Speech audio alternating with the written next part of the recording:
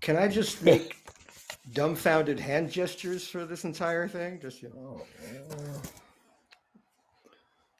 You okay, Lambert? I mean, right? Come on. Uh, you know, they just keep pulling the rug out from under me and sending me down that wonderful slide. They have really have not lost.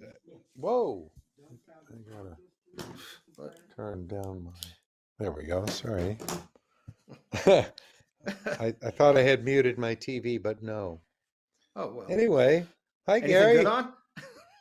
Uh, well, it's pretty impressive. They are definitely once again hit the ground running and did not waste any time getting down to the heart of the matter.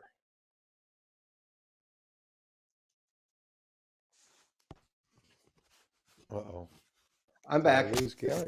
Oh, Hold on. Yeah, I accidentally hit something too. So now I'm all dark, but I'm going to fix that in a second. you scared me there, man. All right, while he's getting that together, let me run down the set list for you real quick. I don't think I missed anything. New Speedway Boogie, They Love Each Other, Mama Tried, Easy Wind, Ramble on Rose, Dear Mr. Fantasy, Hey Jude, and Bird Song. Did I miss anything? I missed what you just said, so that's okay. I don't think you missed anything. But okay, what one of many amazing characters of this set was a bunch of those songs in a row were songs, and I've talked about this before in the course of talking about this band. They were songs that were quite standard in the Grateful Dead repertoire for a long time, and they were songs the Grateful Dead always played really well, but kind of without variation. They weren't real expansive songs. Did I think that, like 54 years after I first heard them play Mama Tried, I'd be saying, best Mama Tried ever? That was an amazing Mama Tried. We know what this band has done with They Love Each Other. The coda to that has just become this majestic thing. Um, Ramble on Rose, a nice little tune, Yeah. always played great. But when Jeff and John start trading on piano and guitar, it becomes something more than that. And that's the story of this band, and it is ongoing. And that's why when we plug Nugs, all we really need to tell you is that if you're watching the free preview of set 2, you should definitely sign up and buy the broadcast so you can go back and watch set 1 immediately. And there are other things to recommend. We're promoting Nugs because Nugs invited us to do this little thing between sets. And part of the deal is somebody asked me to mention that Yes has been added to the library of Nugs.net. I hope it's true. Now, if they have the Who and Guess Who as well, we can do that old variation on the Who's on First bit. But Yes is Or a good yes, addition. it is, along with Wilco and Bruce Springsteen and uh, Grateful Goose Dead and and Fish Further and and Goose and Fish. Yeah, tons and uh, tons of different bands. We should yeah. actually I should print out a list of them and read some of the list of bands because there must be hundreds of them providing material. Yeah, I'm even in there with some stuff out of my own library of performance recordings. And they have streaming subscription services nowadays that you can watch the entire Dead and Company tour in video. You can download it in various audio formats, show by show or tour by tour on these things. And when you sign up to watch the live stream or the on-demand version of one of these Dead and Company shows, you have like 30 days to launch it and 48 hours to watch it as many times as you want to.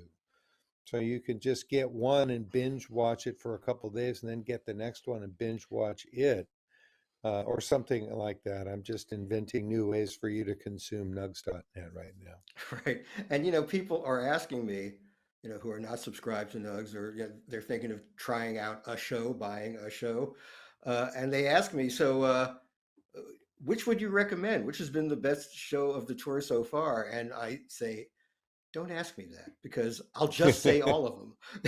And it's not to plug Nugs. It's because this has been one peak after another and one great show after another and incredible consistency, and not the consistency that's born of safety. It's the consistency of a great band taking chances every night. And that's what I look for And in that, music. So, yeah, and I'm going through as because we've been watching every show because we're hosting these things in between sets.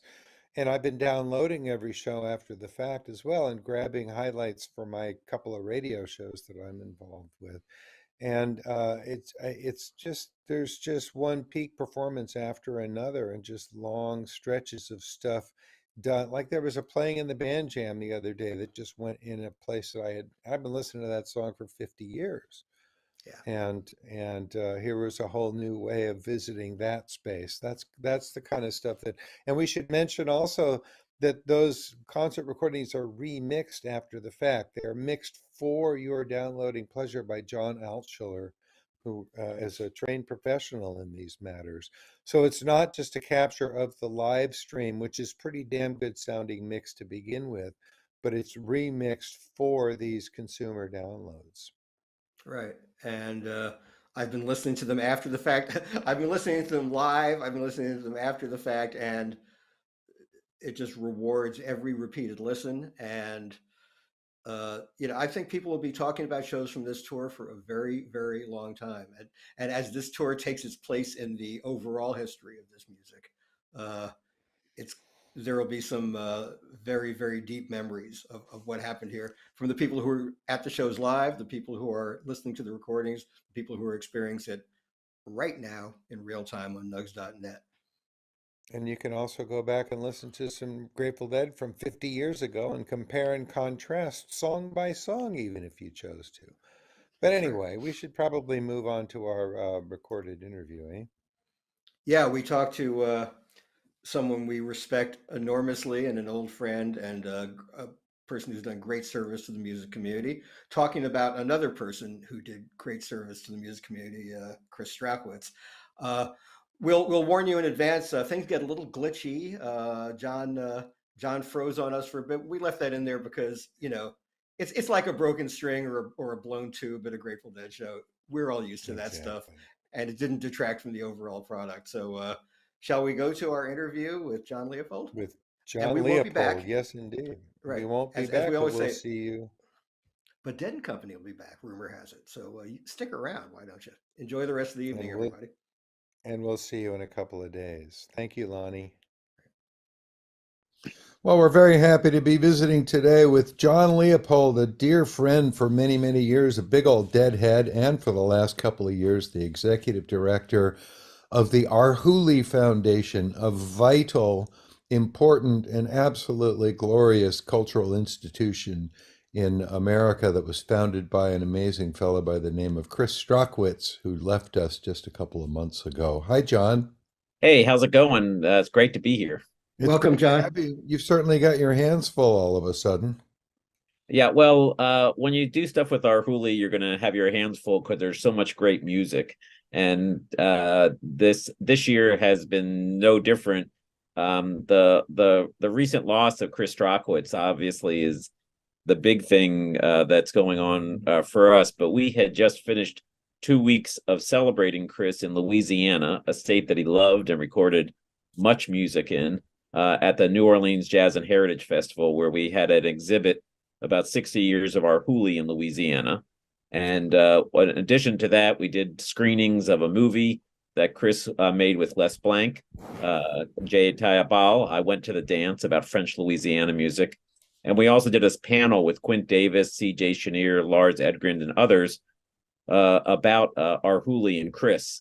And he was part of the festival, the Jazz Fest, for since the beginning. I mean, he introduced Clifton Chenier at the first festival, so it was a great place to be in a town that knows how to commemorate those who've recently been lost. Okay, Right. let's backtrack a little bit and start by telling people what our Huli is, who Chris Strachwitz was, and why this matters so much. Right. And if I may interject, if people are wondering about that background there, it's a picture of the great Sam Lighton and Hopkins, who some of you who love the Grateful Dead will know through his music because Pigpen was a huge Lightning Hopkins fan, covered Lightning Hopkins songs with the Grateful Dead, and really inspired Pigpen to be the kind of Pigpen that he was. But also, Lightning Hopkins was really the person who most directly, I would argue, inspired Chris Strachwitz to start Our Hooli Records. So it all kind of ties together. Yeah, Chris. So Chris Strachwitz was a German immigrant who came to America in 1947 after World War II, not speaking a word of English, ending up in Southern California and listening to border blasting radio, where he heard a lot of hillbilly music, then got into the blues when he listened to Hunter Hancock out of L.A., and he became a record collector. And Lightning Hopkins was his favorite performer. And in 1959, one of his Berkeley classmates, Sam Charters, who was working on his book is still a seminal book on the blues called The Country Blues, sent him a postcard, said, "I found Lightning." And he immediately went down to Houston so he could meet Lightning and hear him play, and it changed his life.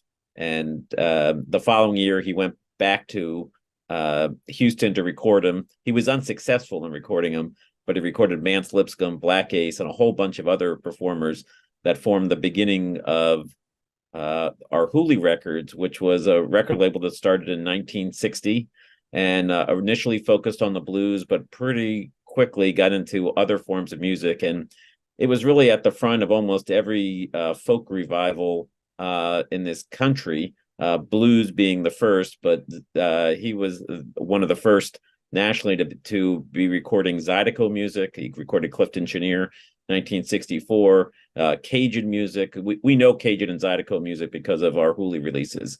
He recorded lots of gospel, old-timey music, and then had a real love for Mexican-American music, Tejano, Norteña, all sorts of incredible music in Spanish.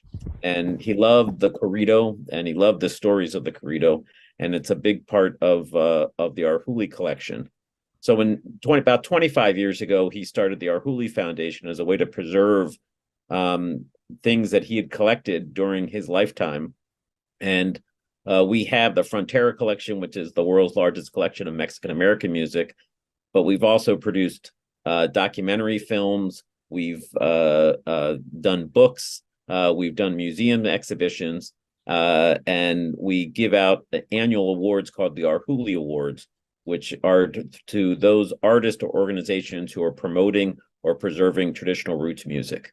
So that's what we do, is we celebrate roots music. And if people go to our website, ourhooli.org, they can listen to interviews with everybody from Howlin' Wolf, Clifton Chenier, Mo Ash, all sorts of Cajun and Zydeco performers.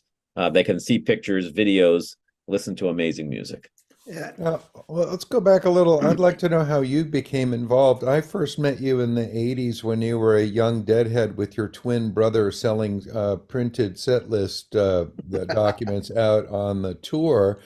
And then later you were a county supervisor in Santa Cruz, California. So how did you become the head of this important cultural foundation?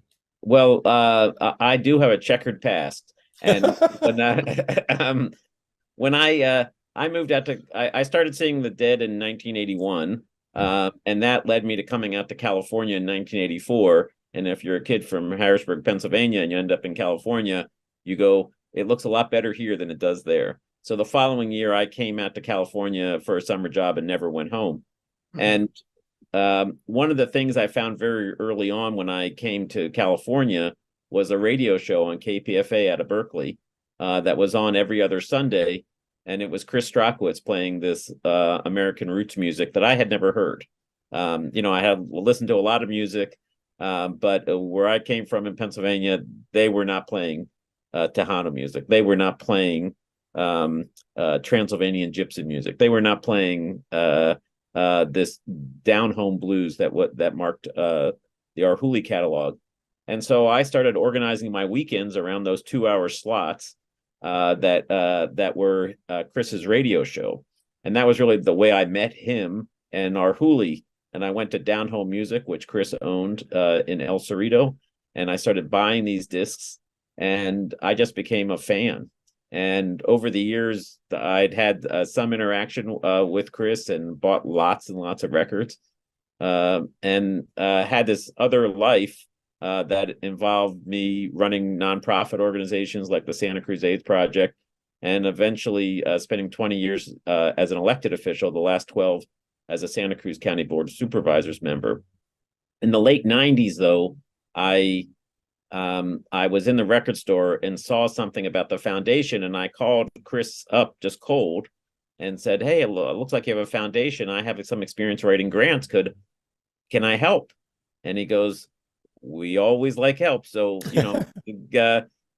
I came down and he told me the story of this Mexican American music collection that I found fascinating, although I didn't know that much about Mexican music. And Chris told me amazing stories. And luckily I wrote it all down because it wasn't written down someplace else.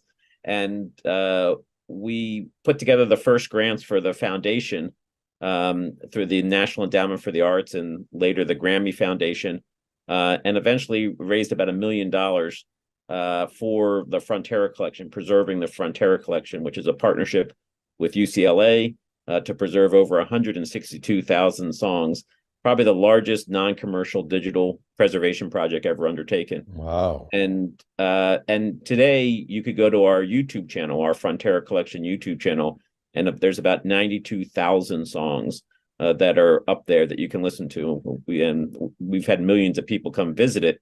And we've created other projects of that, museum exhibitions, online exhibitions. But it really, once the foundation was really up and going, then we started doing documentary films about the New Lost City Ramblers, the Sacred Steel Gospel tradition, which our Hooli popularized in the late 90s, early 2000s. We have done one called Down Home Music 1963, from footage that Chris helped record with a German film guy as he took him through the United States, showing him American music. And first time that film cameras were in Preservation Hall, filming George Lewis and others. Wow. Lightning Hopkins is in that film. Jesse Fuller, whole bunch of artists that people would recognize. Yeah.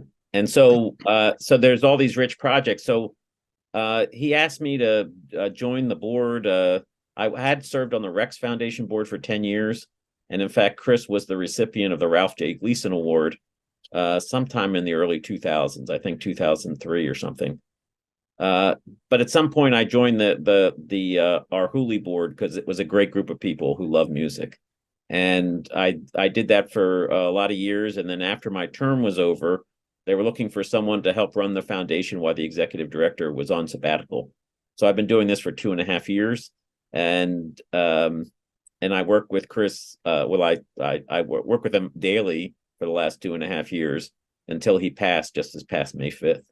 Wow. Well, yeah, to make this a little more relatable for the people who came into this completely unawares, you have to understand how crucial people like Chris and a few other really heroic figures were in making our generation aware of the roots of this music. I mean, the guys in the Grateful Dead, when they were coming up during what Martin Mull brilliantly called the Great Folk Scare, we're hearing very sanitized versions of folk music. Everyone heard Tom Dooley by the Kingston Trio, but no one knew it was an Appalachian murder ballad. Bob Weir told me when they were starting a jug band, they thought they were a Jim Kweskin jug band cover band. They didn't know about Gus Cannon or the Memphis Jug Band or Noah Lewis. And people like Chris were the ones who wanted to expose people to how this music got to us. And what an incredible service he performed. Well, we're lucky that Chris was a taper, really. I mean, he started actually taping music in the 50s on a reel-to-reel machine. And when he decided to start a record company, he just loaded up his Roberts reel-to-reel and drove down to Texas to try to find Lightning Hopkins, and ended up finding Mance Lipscomb and recording his records and introducing him to the world.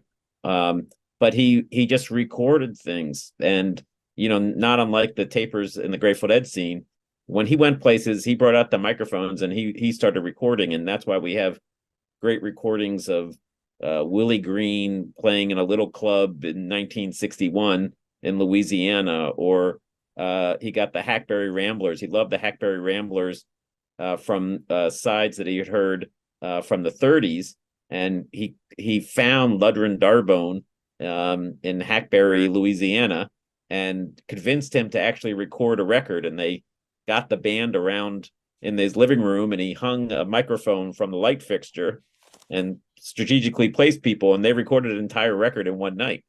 And that's kind of how he did it.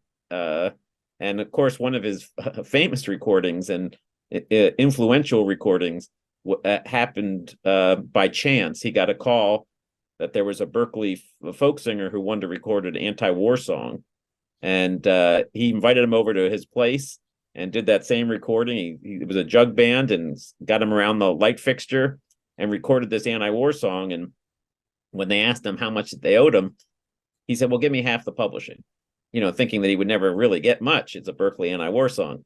Well, the artist was Country Joe, and the song was I'm Fixing to Die Rag. And of course, it was in the Woodstock movie, and that helped pay for the down payment on the Arhoolie building after that movie came out. He eventually gave back the rights to Joe.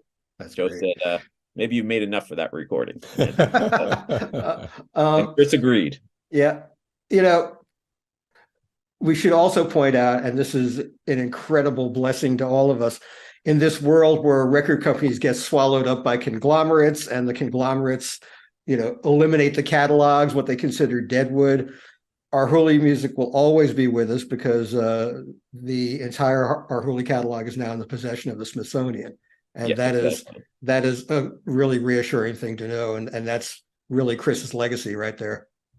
Chris, actually, for a record executive, if you could roughly call him that, also had a very interesting concept of copyrights, because he always thought that music should be like books. And if the books goes out of print, then it reverts back to the author. But when he was coming up and starting a record company in the early 60s, there were all sorts of 78s that the majors weren't doing anything with.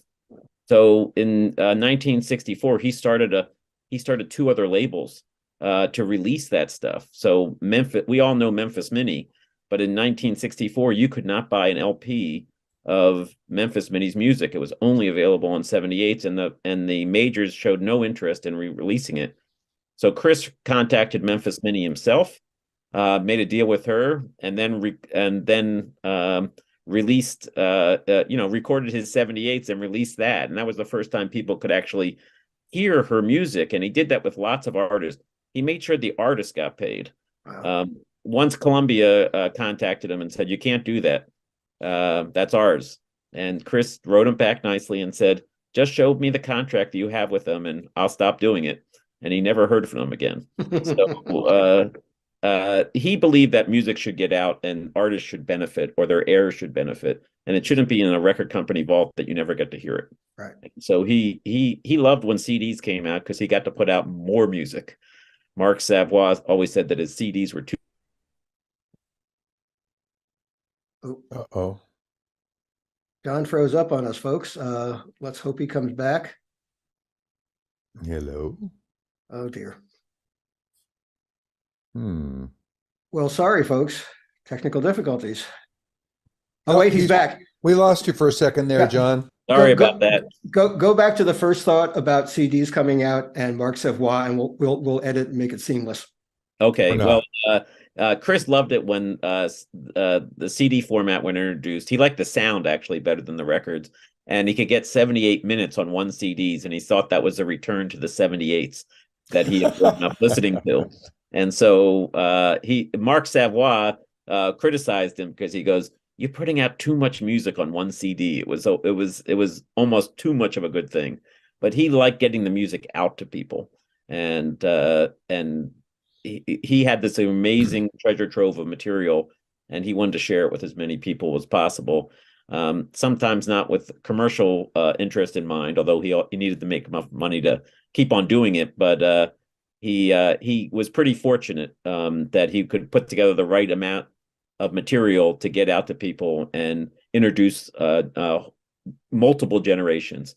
to great American music. John, we're running out of time. Where can people find out more? Where can they get hold of some of this music? Where can they find out about the foundation and the music that's available for sale? Well, if you want to find out about the music and where to buy it, you can go to the Folkways website or Bandcamp, and they have most of the Our Hooli releases available. The requirement as part of the agreement was all the Our Hooli stuff had to remain available to people always. So it's all there. Sometimes you can actually get a CD. Sometimes it's only a download. If you want to find more about the pictures, interviews, movies, and other pieces that the foundation is working on and continues to promote, you go to our website, which is www.ourhooli.org. That's AROOHOOLIE. Start over. ARHOOLIE. It happens to be written on your shirt, so that helps us get the spelling. Anyway, we have lots of material there.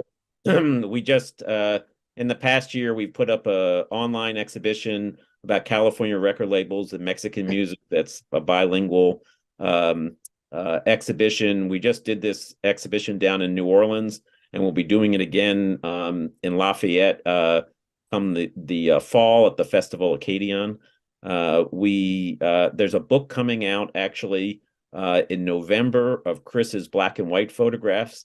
The picture that's behind Gary may be in that, or from that time he took that picture. There are pictures from that session in there.